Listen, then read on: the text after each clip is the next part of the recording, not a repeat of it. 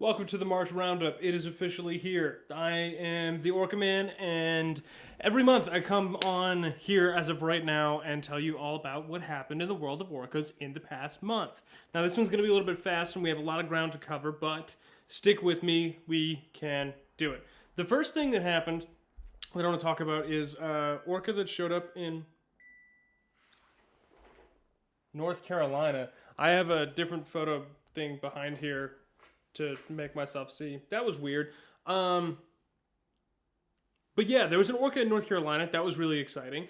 The Clearwater Marine Aquarium was doing an aerial survey, and when they were doing the aerial survey, they found an orca. And now it was a bull orca, and it looked like a bull orca, and he had a tuna in front of him. Now, orcas in the Atlantic, they eat tuna. That's a thing that they do in general. We know this from orcas in the Iberian Peninsula, so that's like Spain, Morocco area. The Iberian orcas eat tuna. The other orcas that eat tuna are like Old Tom, my boy, over by the Cape. He's going to be seen, I swear, within the next 2 months. So in March or April, keep your eye on my page. He will be back. Old Tom is a special lone orca that's known off the coast of, Massachusetts, Maine, who hangs out. And he likes to have a lot of fun. And that's him. The other kind of big thing on the West Coast was a crazy fast swim for K-Pod. K-Pod and L-Pod, actually, it looks like. So they went from Monterey Bay. This is southern resident killer whales. They are the resident fish-eating orcas. These are an endangered population. There's only 74 of them. All the way down as far as Monterey. Their range goes up to Haida Gwaii and a little bit north.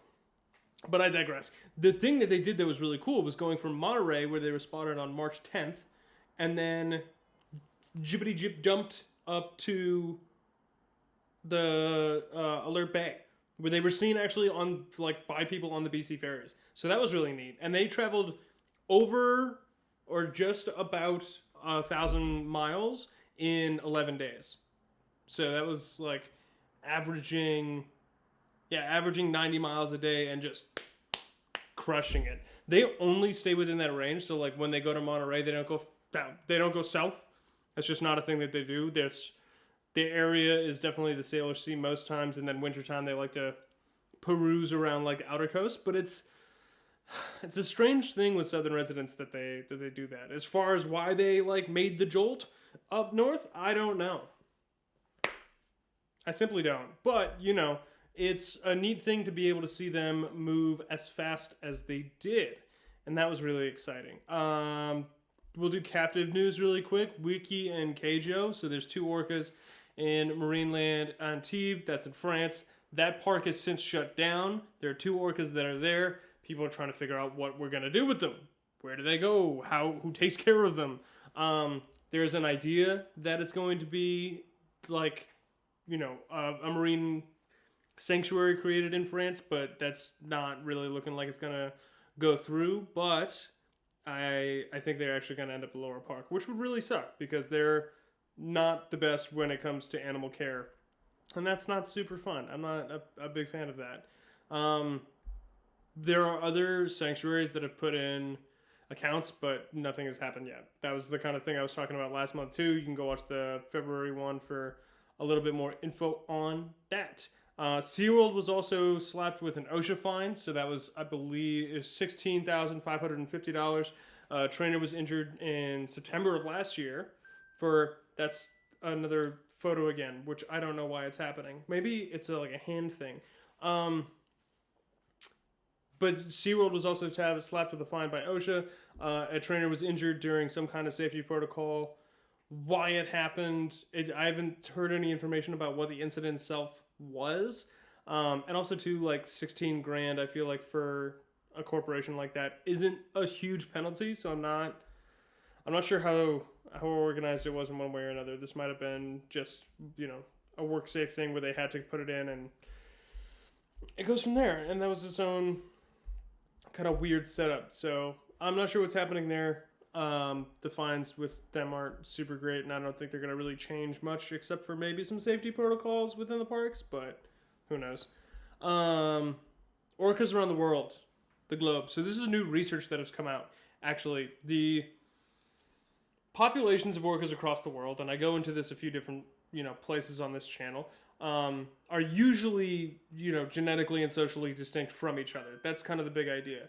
I think it is a hand thing when you hear that little bit in the background. Can I do? Oh my God! Yes, it is a hand thing. That's so fun. I'll add the videos here or the images so you can see it too. But the whole kind of bit with the Antarctic orcas or the Australian orcas specifically, they were trying to figure out or going through some genetic testing with orcas in Australia, and they found Antarctic orca traces in their DNA from like the past 2 to 4 generations. This is like really recent like mixture between and like interbreeding between the populations, which is kind of crazy. Like it's something that I would at least wouldn't expect to see or hear from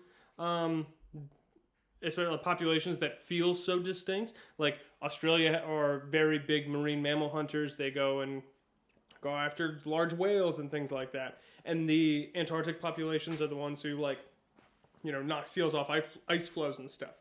And so for them to like come together and decide like, you know what, we're gonna get it on is one very like, foreign beyond populations as far as we've seen. And then beyond that, I'm curious about what that means for like what we don't know about, populations that you don't really see that often. Like who are offshores getting it on with? Are they getting on with bigs in certain instances? I don't know. But that paper is really, I'm excited to go through it more. And it was a really interesting thing to see that Australia and Antarctica are like super getting it on. That's not a thing that was to be expected, at the least. So those are the fun kind of like immediate things coming out of March. And I'm a big fan kind of all of those. And the personal updates, I got to do some really cool stuff. It's actually, I went on a trip where I got this hat. There's 2 festivals that were happening this year, or this March. One on Hornby Island and one on Vancouver Island. The one on Hornby Island was the Herring Festival. So it was the Hornby Island Herring Festival. It's one of the only places where the herring are spawning it is one of the greatest places that herring are spawning in the Pacific Northwest, British Columbia coast currently. So that area and like the Georgia Strait has a lot of the spawn that happens, and I haven't seen much of it.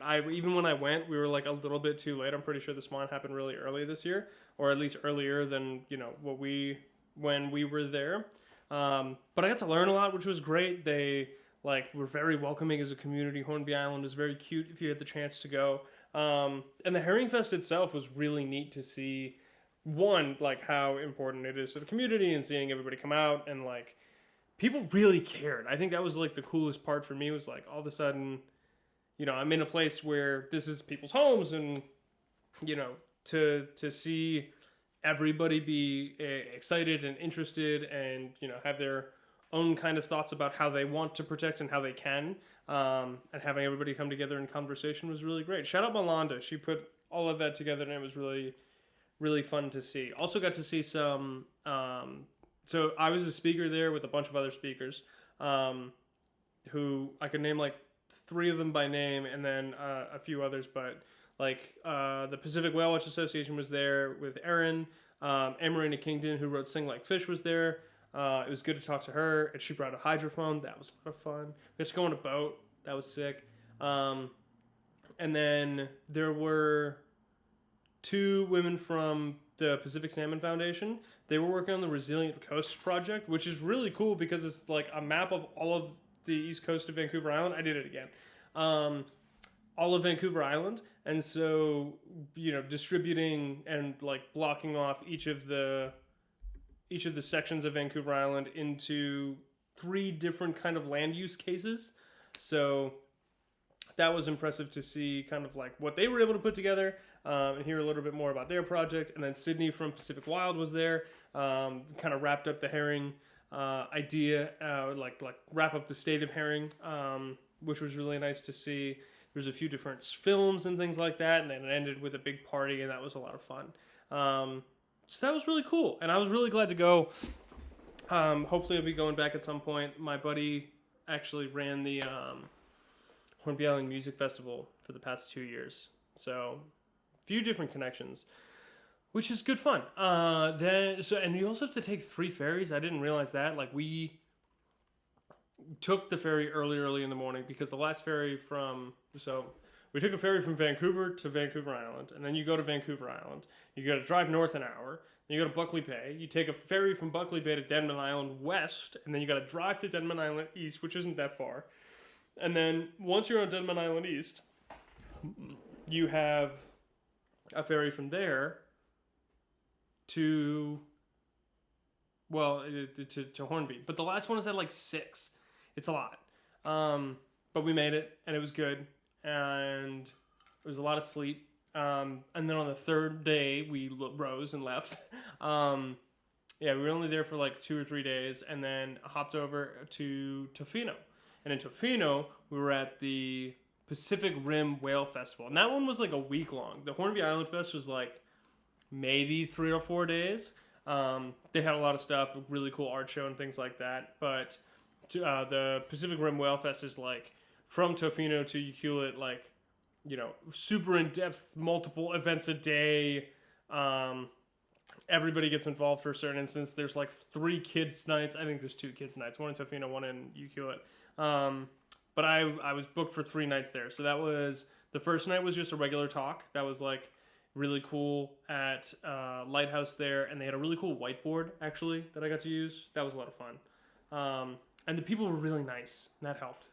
And asked really good questions. Actually, there was one, it had to have been like 12-year-old who left and said that they wished I were their science teacher. I was like, yes, that's what I want to be. That's the realm I want to inhabit.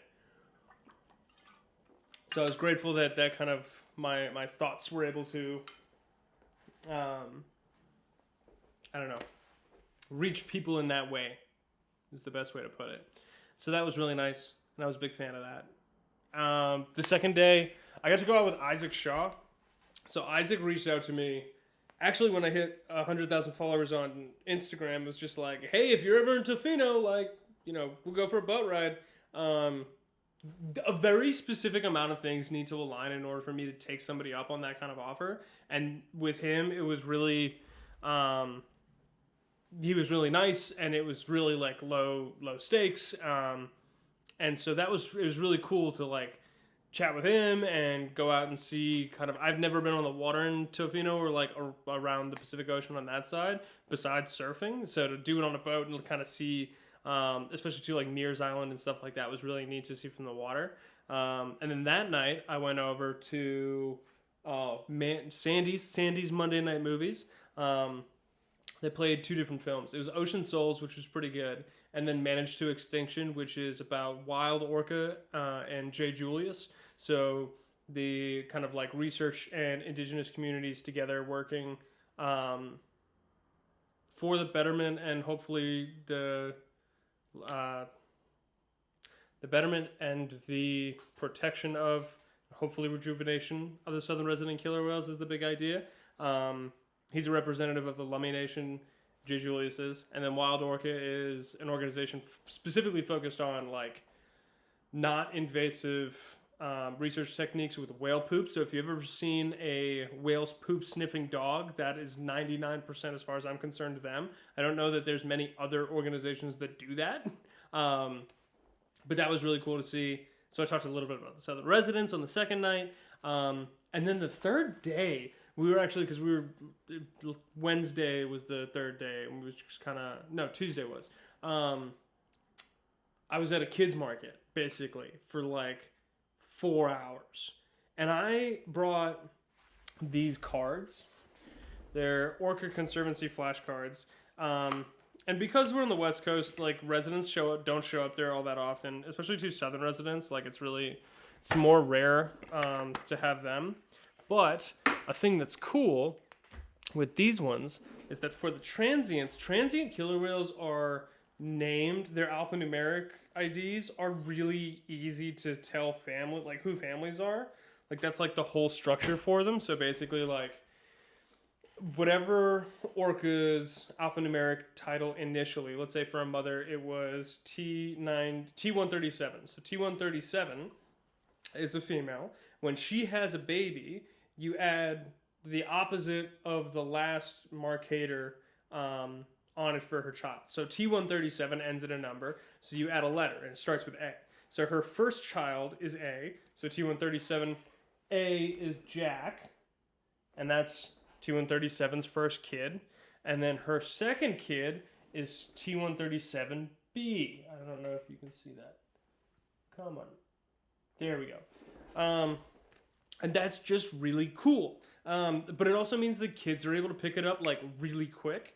So basically I spent the whole of the day sitting down and going through like the one-offs of, you know, let's see if you can organize a match line. And then these are specifically designed to be flashcards to learn the like dorsal fins and saddle patches of the whales themselves. And so we also played like the matching game of like choose your whale and try to identify them kind of consistently. And it worked a treat. The kids were really smart. They were outdoing me in a lot of instances. And to be honest, I ended up learning a lot more in that period of time than I did in all of my time before that. Just for the simple sake of like being able to sit down and go through the just to go through them, right? There's like 4 hours of sitting down and being like, who is this whale? Who is that whale? Whatever else. And that kind of, it was really cool to like, to have and to make it easier. And it really just, I think, allowed an opportunity to slow down with it, which was nice. And the kids really loved it. I even gave one kid like a little simple pack of like one match for line. It was just, you know, take this, learn it, like backwards and forwards, try to memorize who they are, and then put the family in order, like without looking at anything, because they were really interested. So I was a big fan of that. That was really cool. That was a lot of fun. And that's like the greater majority of March, except for one last that I knew I wanted to talk about, which is the Main Street Night Market. So I didn't know it existed, and I don't know that it did exist much, like in terms of consistency, until like last Thursday or Friday. And the market, the reason I found it was because of this guy, Jay Walker. So Blue Jay Walker, he's a busker. I've seen him on TikTok a whole bunch and Instagram, but I saw him post on Instagram that he would be at this market giving away free stickers. And I was like, that seems fun and the kind of thing that I want to partake in, a space that I want to partake in general. And so I went and I was like, let's go check this out. I met him. He gave me a very funny sticker, which I don't have on me. No, I don't. And we got to gabbing a little bit, and I got to walk around the market, and it turns out I knew somebody else there from a studio warming for this other dude, which I'm really kind of like pleased that I get to have that. And then there was another guy, Andy Owen, who has this store called Owen's Oddities. And he's there and open like all the time. So that, not all the time, like Saturdays and Sundays, just outside of, you know, the market itself hours. But I went into there. I'll do this. I got a bunch of VHS tapes. So for those of you who don't know, I collect VHS tapes. Kind of. Like, I wouldn't call myself a collector, but I definitely enjoy it. And half of the reason that I do it is because I really like the idea. As of right now, like, my whole thing is buying movies that I haven't seen so I can watch them for the first time on tape. And believe you me, VHS stuff is coming down the line for me. Don't worry about it at all. So I got the Alien trilogy, which I'm super stoked on. That's going to be sick. I got 3 copies of the best of Saturday Night Live from 1978, 1984, and 1983. I'm kind of stoked. That's a young Johnny Depp, I believe. If I'm right. I think I am. Jesse Jackson. Martin Short for sure. And why do I feel like that's Johnny Depp and he's not in there? Christopher Guest, Ed Asner, Jesse Jackson, Mr. T, Hulk Hogan. I just might be blind. That's okay. But it's got some interesting people. Eddie Murphy, his like era of it. There he is.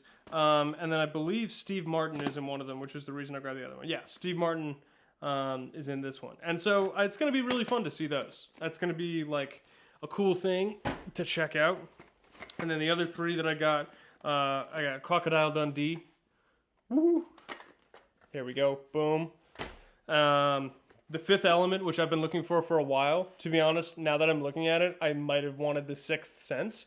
And I just haven't, I wasn't really good at identifying it. And then Monty Python and the Holy Grail, which, as far as a haul goes, I'm pretty, like, stoked on. Pretty, like, front to back, I think these, 9 are a really solid kind of haul for it. And I got to give him, I have, like, 4 copies of The Mummy. And I don't want that anymore. I don't need 4 copies. I'm not that kind of guy. But that was good fun, and I was really pleased, and I was really excited. So that was really cool. And then Blue Jay Walker he's got a zine that's coming out now in Vancouver called The Paper Rag that I just ate up immediately. I bought 3 for like the 3 editions that existed, and I blew through them. I like took them down one night. 1, 2, 3. I have like 3 friends that I've just now given 2 of them 2 copies, and I got another friend that I want to pass on another one. I think it's really cool getting art out of the algorithm, art escaping the algorithm. It's a good thing. To be honest, it's giving me ideas for stuff I want to do that has something to do with this. So you never know what's going to happen next month. I got a lot of things in progress. Somebody's working on a design for a shirt right now that's hopefully going to go soon. Go See a Whale, still not available. Not going to be available, but 2025 edition? Maybe someday. We'll see. We got some time for that. The World of Orcas tour. Yeah, somebody even messaged me today and was just like, I could go use, a whale watching adventure. Come along. I have 4. I have May, June, July, August. It's pretty easy. It's straightforward. It's one a month. It's like the 3rd one in the month. And it's good fun. I'll link it all. You'll have access to it.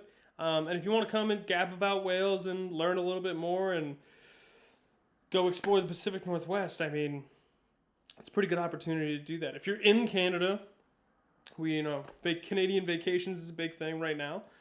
And if you're in the States, Canada will welcome American people is the biggest thing. Canada is open for, anybody who wants to come and hang out. So it is possible, do it within your limits and things like that. But, I'm excited to be here. Very much. I'm really excited to be here.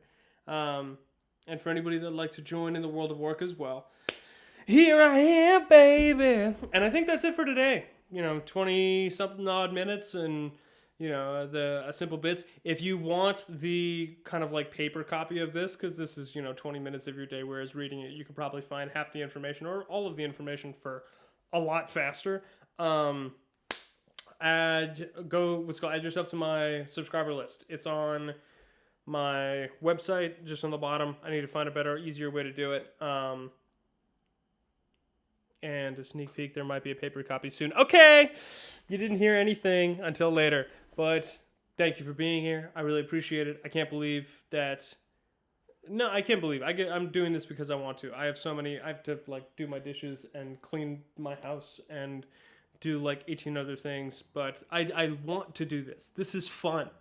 And so while I do this for you, I do this for me. And thank you for helping make this more exciting to do. That's the way to put it. And we'll leave it at that.